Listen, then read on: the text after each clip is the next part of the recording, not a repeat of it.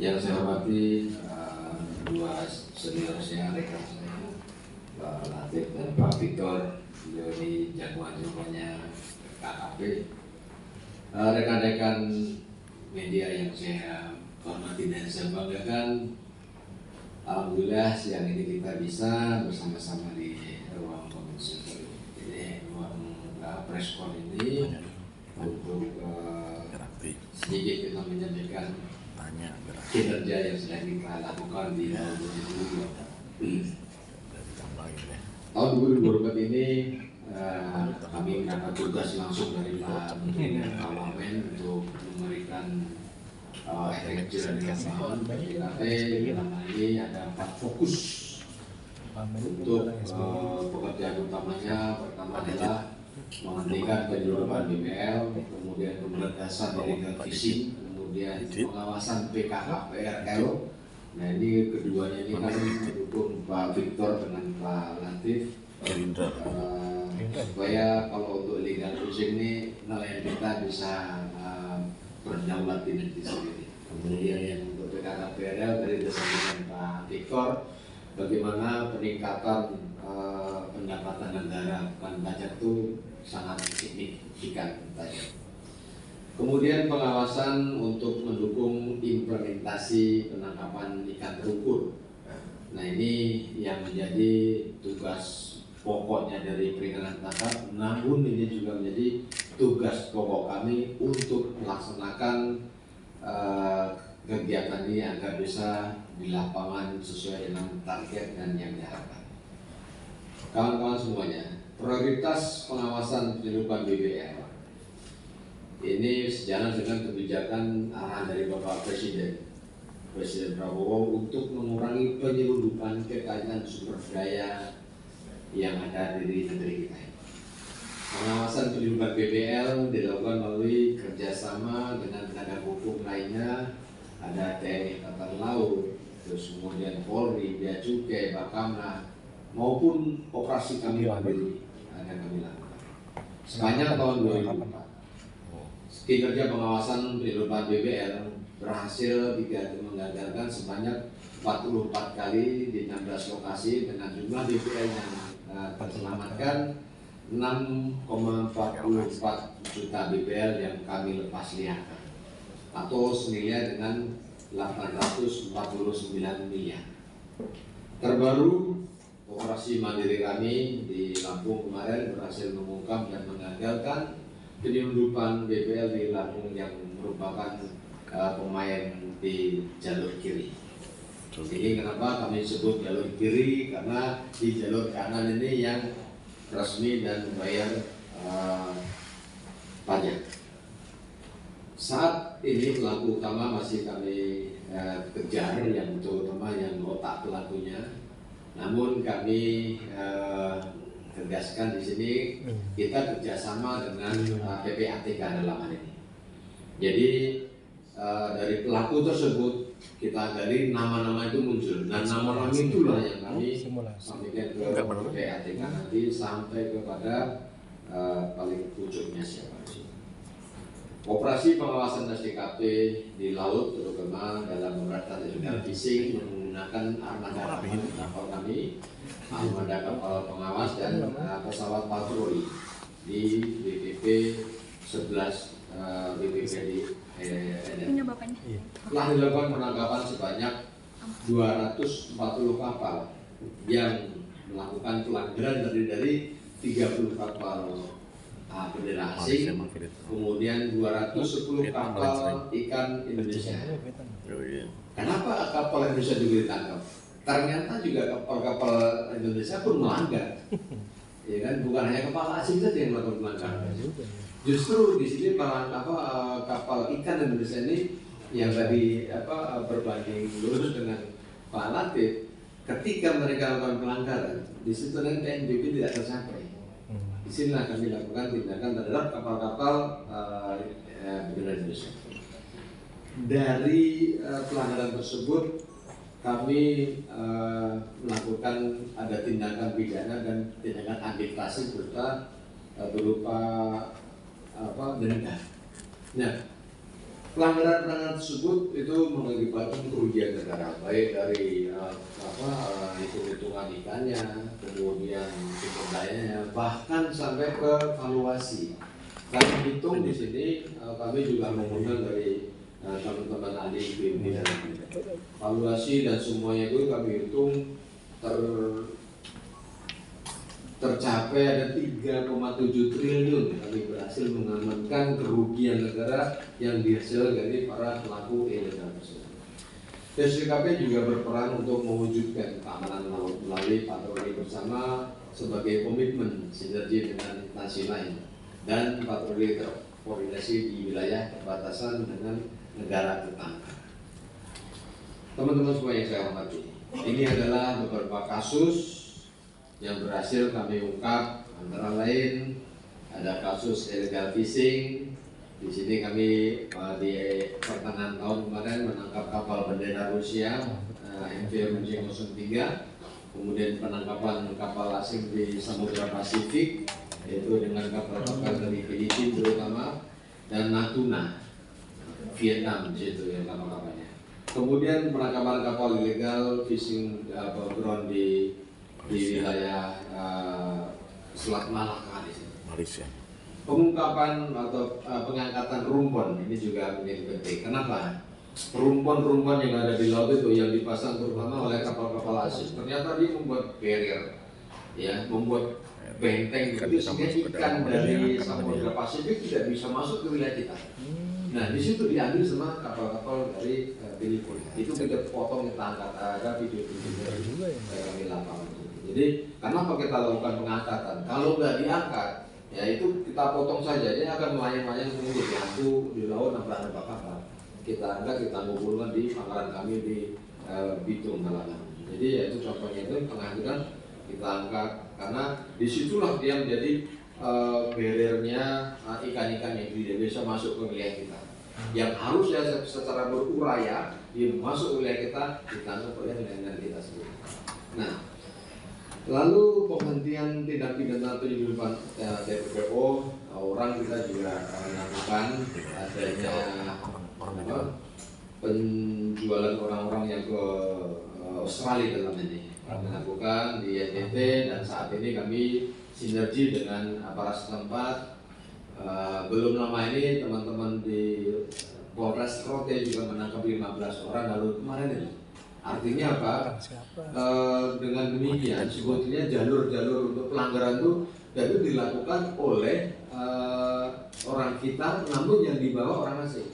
Mereka mencari suaka di Australia.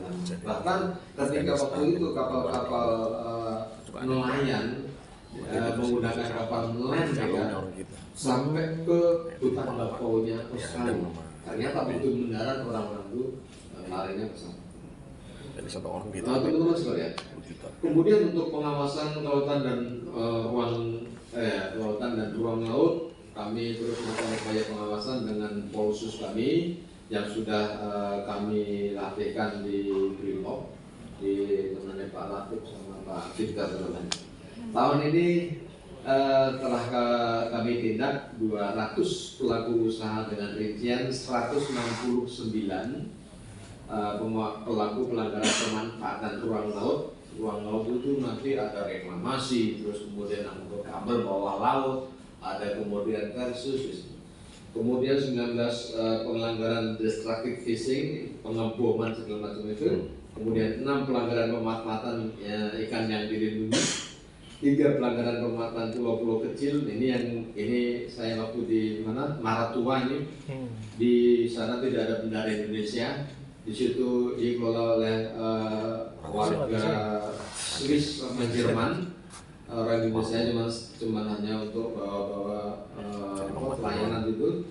Nah, kami hadir di sana, kami segel karena ini tidak ada izinnya untuk jembatan disatukan 2 pulau itu.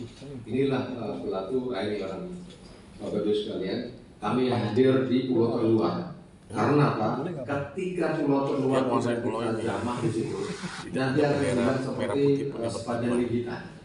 Yang dulunya di situ ada juga orang kita sebagai pelayan, ya kan, karyawan di sana semuanya. Kemudian pengelola orang asing satu-satu diusir, satu-satu hentikan dari pekerjaannya, di sana tinggal orang asing semua, lalu diklaim. Ini kami jaga sampai di keluar. Upaya pengawasan yang kami lakukan ini berdampak meningkatnya kepatuhan dan pengurusan izin di Direktorat Jenderal Kelautan dan Pengelolaan Laut di tempatnya Pak Victor. Nah, di sini makanya kolaborasi kami bertiga ini sangat dibutuhkan karena dari keberhasilan KKP jelas nanti akan terlihat seberapa kehadiran KKP di lapangan. Baru-baru ini Polsus Kelautan melakukan tindakan penyegelan reklamasi di Belitung dan pembangunan terminal khusus di Morowali. Jadi Bapak Ibu sekalian, di Morowali itu banyak di sana tambang-tambang nikel ya. Namun di kasus tersebut perizinannya masih belum ada yang lengkap. Nah, kami turun ke sana, kami bilang itu harus izin ke Pak Victor dulu. Begitu nanti kami segel, kami denda, diarahkan ke Pak Victor. Makanya Pak Victor grafiknya agak lumayan, gitu kan? Bapak Ibu sekalian, aturan yang dilanggar oleh pelaku usaha yaitu tidak memiliki PKKPRL, perizinan dan usaha untuk kegiatan reklamasi di Belitung dan pembangunan tersus melalui reklamasi di Morowali tanpa dilengkapi PKKPRL. Ini jelas melanggar dan inilah di bawah KKP harus tegak di lapangan. Ini sebagai salah satu contoh apa yang kami kerjakan untuk pengawasan PKKPRL. Dengan demikian, para pelaku di lapangan akan hati-hati ketika melakukan tindakan ilegal yang tidak berizin. Ya, meskipun jauh di pulau yang tidak terlihat, kami punya satelit dalam hal ini. Kami punya Powasmas, kelompok masyarakat pengawas yang 24 jam bisa melaporkan kepada kami kejadian-kejadian di pulau-pulau maupun di laut yang tidak ada petugasnya. Dalam hal pengawasan perikanan, kami telah melakukan pengawasan perikanan di mana sepanjang 2024 sebanyak 1.841 usaha perikanan. Pelaku usaha yang tidak patuh tersebut kami tindak dan kami beri sanksi sesuai dengan peraturan undang-undang yang berlaku. Ada yang kami sidik dengan pidana, ada yang kami lakukan administrasi berupa denda. Ya, jadi kita denda bayar ke negara menggunakan selanjutnya kinerja dalam penanganan pelanggaran kelautan perikanan dari hasil operasi kapal pengawas perikanan, pengawas kelautan bagi pelaku yang tidak patuh akan dilakukan penegakan hukum. Tahun ini kami lakukan penanganan pelanggaran dalam lautan sebanyak 1.053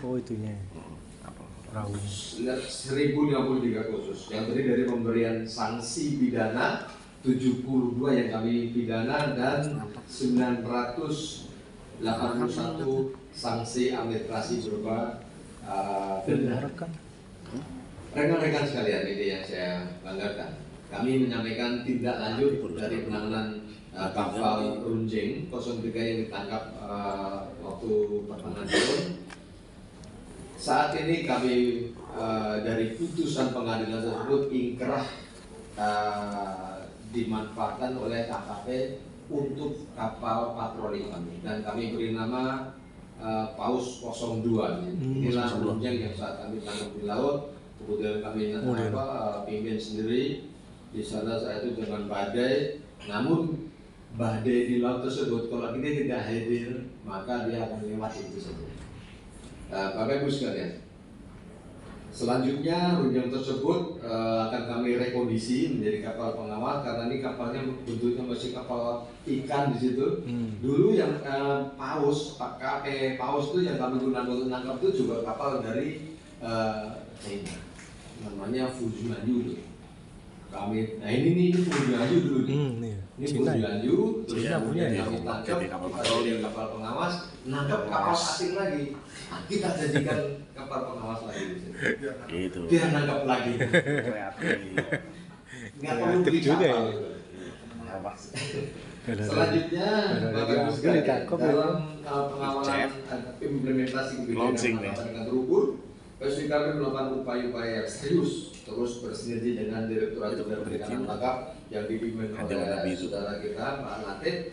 Upaya tersebut melalui BKO 52 pengawas kami ambil dari beberapa UPT untuk kami posisikan di tempat sentra-sentra perikanan yang disinyalir banyak pelanggaran, banyak ketidakjujuran.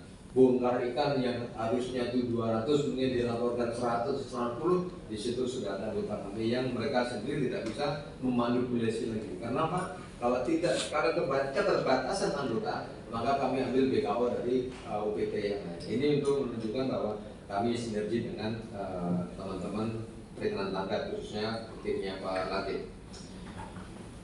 Bapak Ibu sekalian, kami juga melakukan operasi kepatuhan PNBP melibatkan 17 kapal pengawas dengan fokus operasi yaitu transshipment laut, pelanggaran DPI dan kapal-kapal yang bandel kami tidak. Transshipment tersebut, kalau mereka lakukan transshipment dengan kapal izin daerah yang tidak ada izin pusat, hilang barang. Ya kan? Jadi kapal besar kasih izin daerah, kemudian mereka bongkar sana. Nah, kapal izin daerah ini kan nggak bayar PNBP.